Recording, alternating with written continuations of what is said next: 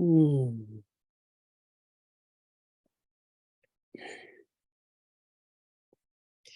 Greetings, beloved. So you have come to the lesson, as we like to say, that packs the wallop. Beloved ones, understand that you have been preparing step by step, day by day, lesson by lesson, for this ultimate truth. If we had presented this to you, you would have gone running. It is much like putting frogs in a pot of water and gently turning up the heat, is it not? And now you are boiled and you are delicious. Beloved ones, we would like to open this platform, if you will, for any questions that you may have. Let your fingers light upon a passage. What questions do you have of this? Beloveds, this is the ultimate key. This is the ultimate allowing. When you allow this to be the truth of you, when you allow yourselves to know that only your will has ever been done, you are the victim to nothing. You are the receiver of all. So come, beloved brothers and sisters, what questions do you have? What conversations would you like to engage in?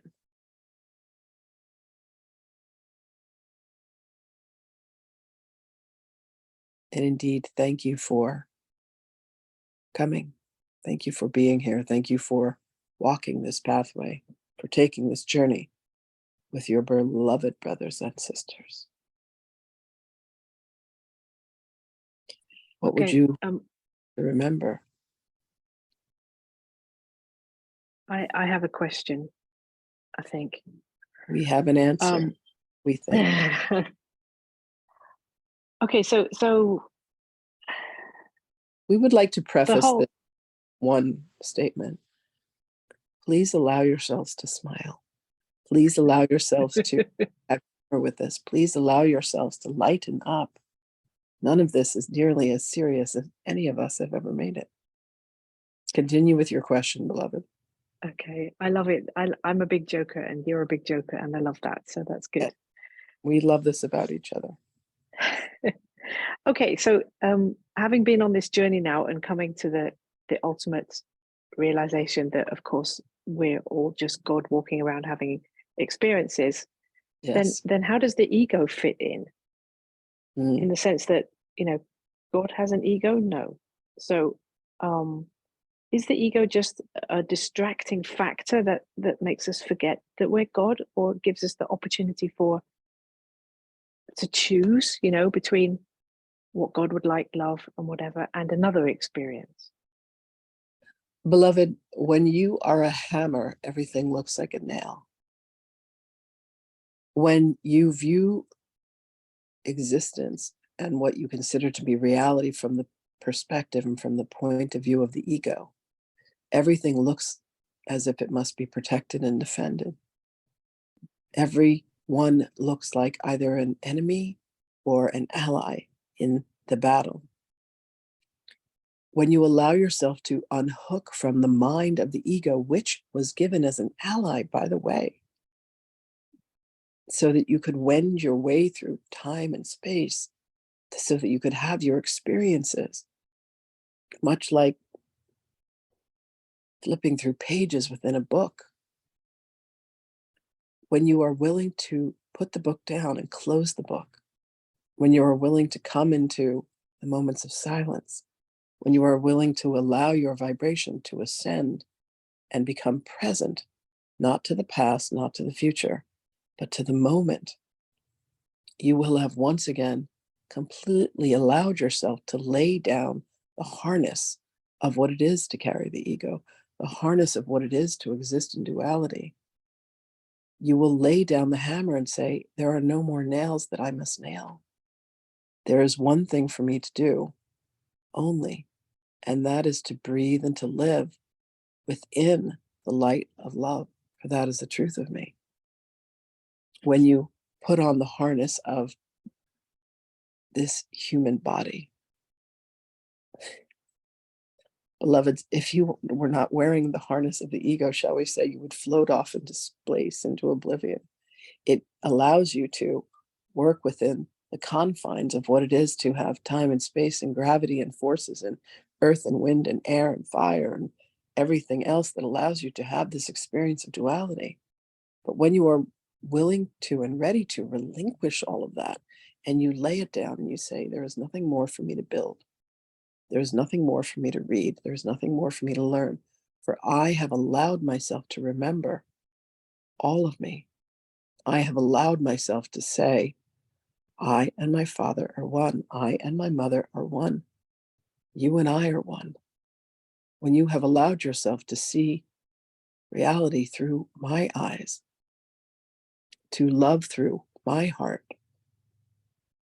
when you have come to see that you and I, the one that you have called Yeshua ben Joseph, when you have come to see that you and I are the same, and I walked before you and I said, here is what it is to be fully awakened. Here is what it is to be fully remembering.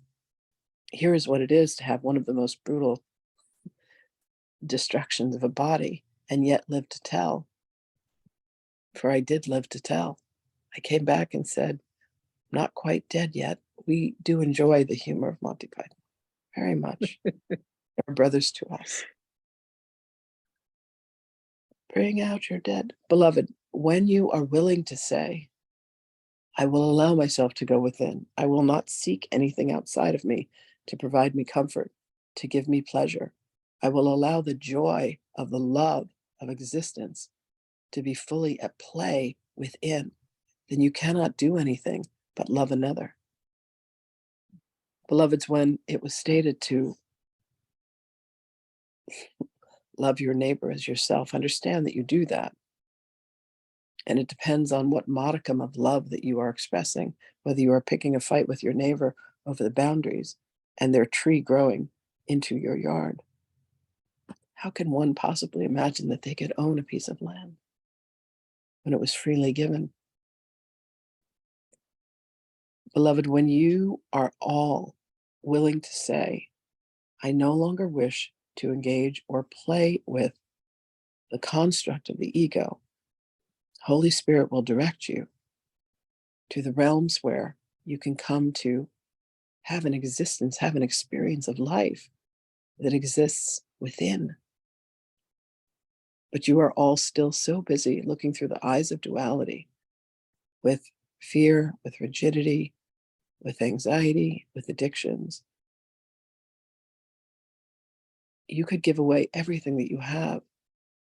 And if a brother needs help with an air conditioner, you can provide for him, for that will come back to you tenfold. If there is one who is suffering and you have the means to assist them,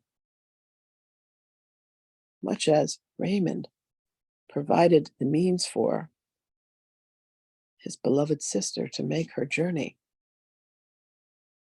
to come and be in the land where you will all be awakening and remembering. That is because he has something that he can provide at the moment. Beloveds, you are such a family. There is nothing that you shall ever want for. There is nothing that shall not be given back to you in due course. If you can help one another, help one another. We had lessons for this, did we not? Understand that whatever you want, we provide. And if one of you need, help one another.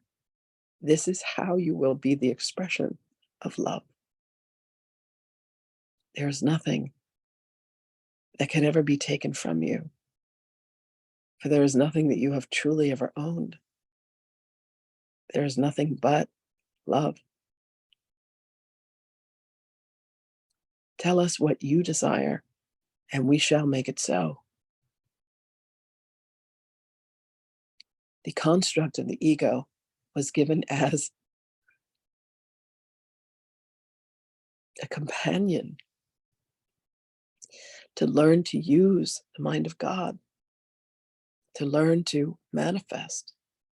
But there was a frequency, there was a corruption, shall we say, an infection, shall we say, where the forces of darkness, which were meant to balance the forces of light, were chosen. Now, the light comes and ignites itself from within, and suddenly the darkness dissipates. So in that effort, the light always wins. But does there need to be a game? Does there need to be a war of a winner and a loser? Our beloved angel, Lucifer Morningstar himself, has become quite masterful at hypnotizing the masses. He said so proudly, but he knows ultimately, when all of this ends, that there is only the light. Allow yourselves to be illuminated. When you surrender the egoic structure to the Holy Spirit comes in and says, let me make the best use of what you have created. Let me take McDonald's and turn it into a gourmet meal. Sana Grace was watching a video the other day where a man shows up with a bag of McDonald's and a master Michelin chef turns it into a gourmet meal. How is that possible? That is a miracle. Is it not, beloved ones? Beloved, does this answer your question? Yes, I think so. It's not about a battle with the ego, but it's about maybe regaining that ally. Yes. Instead of, there has been so much conversation about the ego is bad and the ego is wrong and the ego is here. Beloveds, if you did not have the construct of the ego, understand that there is even the construct of the ego for us that have disincorporated ourselves from a physical body. And what we have learned to do is to balance it. And you are all still in the middle of a balancing act. There is a ball known as the ego. There is a platform, and you are constantly teetering and tottering from one side. Do I choose a light? Do I choose a darkness? Do I choose a light? Do I choose a darkness? When you allow yourself to become perfectly still, and you have seen masters in the martial arts be able to do this, you can balance on a fingertip. You can allow yourselves to be balanced within the egoic structure. Beloveds, have you allowed yourself to have a conversation with your ego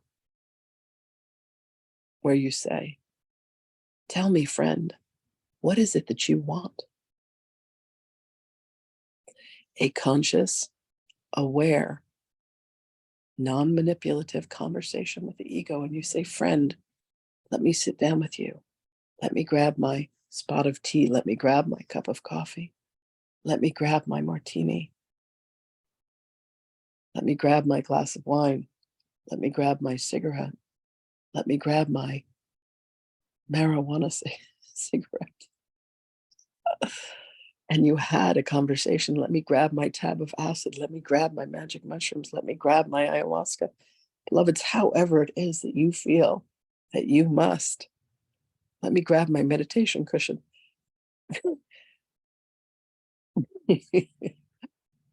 However it is, and you say, friend, come and have a seat with me. I would like to understand what it is for you as ego.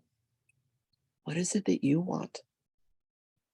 What if you could treat the ego with love rather than as an enemy? Oh, there's that bastard, the ego, once again, coming and saying, I will fight with you. I will control you. I will tell you what you should do. Here, let me manipulate this. Here, let me say this. Here, let me lie about that.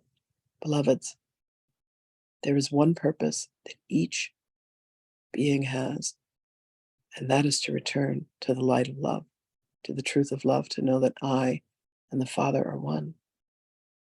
The ego was given to you as an ally. Why would you have been given an ego to drag you down, to destroy you, to turn you to darkness? What if you could allow yourselves to have a journey and to have a conversation? There is an exercise that Sahana Grace teaches of dealing with these seeming aspects of self that are disenfranchised. These entities, she likes to refer to them as holodynes. What if you could imagine that your ego is a self-organized information system that is meant to have been of great benefit? There was a brilliant moment in the film 2001 where the computer had taken over. Understand, beloveds, that this is very much like the structure of the ego. This is artificial intelligence that has run amok. But is it truly artificial? Is there anything that is artificial? Or is it all merely God experiencing God? So we would ask you to consider having a conversation with your companion that is with you always, and invite the Holy Spirit to be the arbiter of that conversation. And please get back to us and let us know how it goes, for we are very much invested. Are you each willing to do that? And please, for the love of God, invite Sahana Grace to come back and listen to this recording. This is indeed a conversation that would be quite juicy for her as well.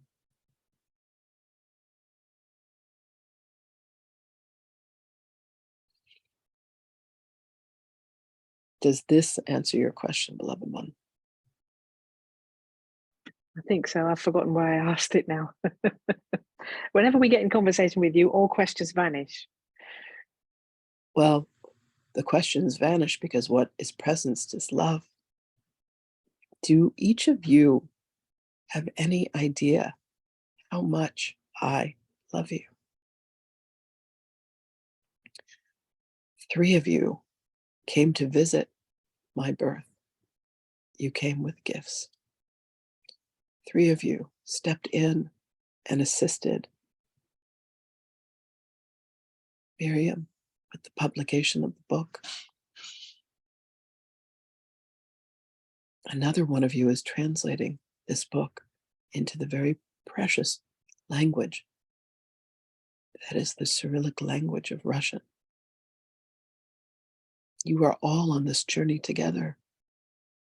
And beloved Martin, we will not let you suffer. You have been steadfast, loyal, and diligent. We love you. Please allow yourselves to breathe in the love that we have for you. I ask you all to close your eyes. And as you inhale, I want you to inhale the love I have for you.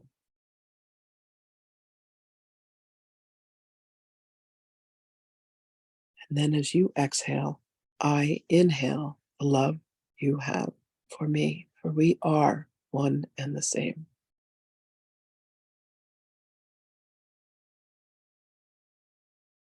Let this be sufficient for now, and we will come back and visit with you again. Thank you. I love you. We love you. And indeed, we will speak with you again.